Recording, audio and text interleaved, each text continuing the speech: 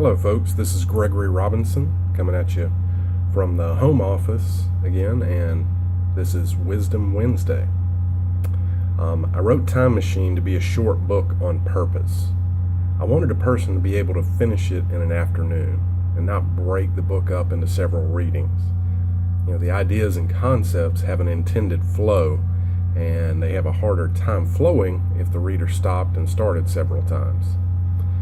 Over the next several weeks, we will discuss some of the ideas I cover in the book, and the first of which is regrets. Regrets are the burdensome mistakes that we continue to carry long after they occur. It's quite like being bound to a heavy stone. In the book, I talk about power and how we distribute it. We give it and we take it from different areas of our life. For instance, we give power to regrets by reliving the guilt we feel about mistakes and bad decisions we've made in the past. We give so much of our precious time not only to reliving the mistake, but how our life would be so different, so much better if we hadn't made that mistake or decision. So if that's the problem, what's the solution? If giving power to regret takes away power from our lives, how do we take power away from regret? No matter your view on religion, whether you're a Christian or an atheist, an agnostic, a Muslim, a Hindu, or a pagan, you cannot deny the fact that the Bible is the best-selling book of all times. It holds the Guinness World Record of over 5 billion copies sold. No matter what you believe about God, this book is chock full of knowledge and ideas mainly on the topic of how to deal with people, internally with ourselves and externally with others.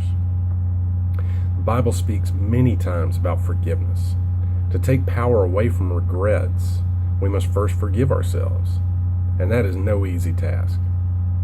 Falling into that old regret becomes so comfortable to us. We blame this one fault for all the problems that we're currently facing and our current station in life. How can we possibly forgive ourselves for that one mistake that we blame all the wrong in our life on? We must look to the best-selling book of all times for the answer. Jeremiah 31, verse 34, tells us how the God of the universe forgives.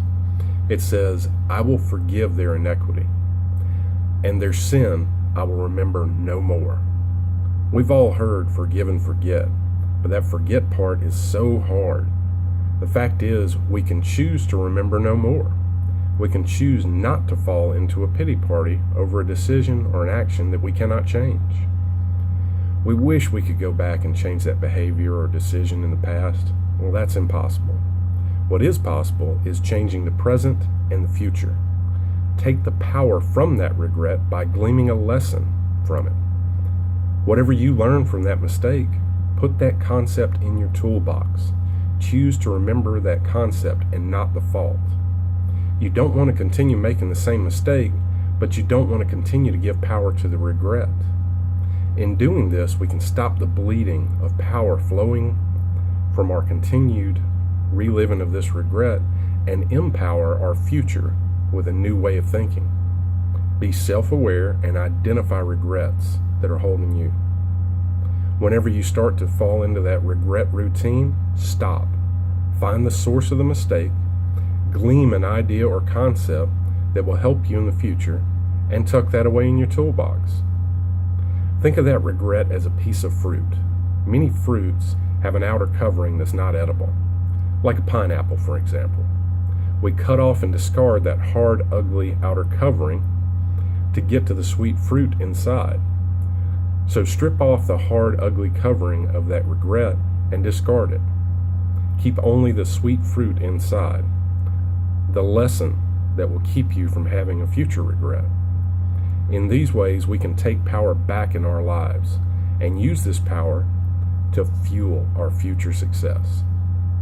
This has been Gregory Robinson with the Wisdom Wednesday. If you like this session or any of the other Wisdom Wednesday sessions, share it with somebody. If you got somebody specific in your life you think this could help, forward them on the link. Share it on your Facebook page. And tune in again on Friday for our Fast Five on Friday. If you have any questions or comments about any of these sessions, shoot me an email, at gchild, that's GCHILD 418 at gmail.com. I hope you have a great day, and I hope the good Lord blesses you today. Talk to you later. Bye.